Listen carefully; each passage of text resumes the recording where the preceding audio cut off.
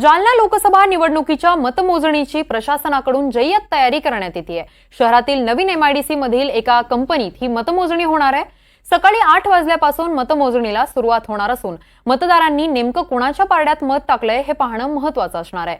जालन्यातील याच मतदान मोजणी कक्षातून त्या ठिकाणी सुरू असलेल्या तयारीचा आढावा घेतलाय आमचे प्रतिनिधी लक्ष्मण सोळुंके यांनी। आपण पाहूयात।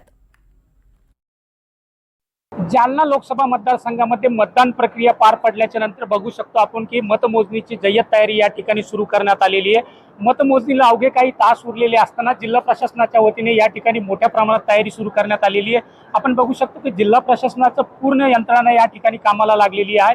आपण या मतमोजणी कक्षामध्ये आहोत की ज्या ठिकाणी ही तयारी अंतिम टप्प्यात आता सुरू झालेली आहे। आपण बघू शकतो की जालना लोकसभा मतदारसंघामध्ये एकूण 6 विधानसभा मतदारसंघ येतात आणि त्या 6 विधानसभा मतदारसंघाच्या नुसार या ठिकाणी मतमोजणी केली जाणार आहे। काही 3 विधानसभा मतदारसंघामध्ये 26 फेऱ्या होणार आहेत, तर 3 विधानसभा मतदारसंघामध्ये या ठिकाणी 24 फेऱ्या होणार आहे। अशा एकंदरीत 84 टेबलवर या ठिकाणी मतदान प्रक्रिया पार पडणार आहेत। आपण बघू शकतो की या ठिकाणी ह्या संपूर्ण मतदान प्रक्रिया व्यवस्थित व्हावी म्हणून CCTV कॅमेरे सुद्धा या ठिकाणी लावण्यात आलेले आहे आणि 84 फेऱ्यासाठी वेगवेगळ्या प्रकारच्या या ठिकाणी टेबल लावण्यात आलेले आहे। 84 टेबलवर ही मतमोजणी प्रक्रिया सुरू होणार आहे।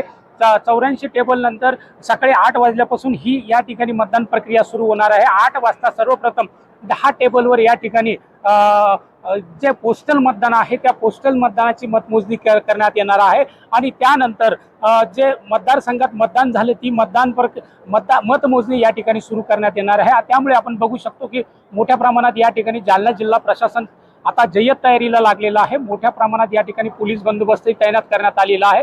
मीडिया कक्षा असेल, त्याचबरोबर या ठिकाणी लवकरात लवकर निकाल सर्वसामान्य माणसांच्या हातात यावे यासाठी मीडिया कक्षाच्या माध्यमातून इंटरनेटची सुविधा सुद्धा या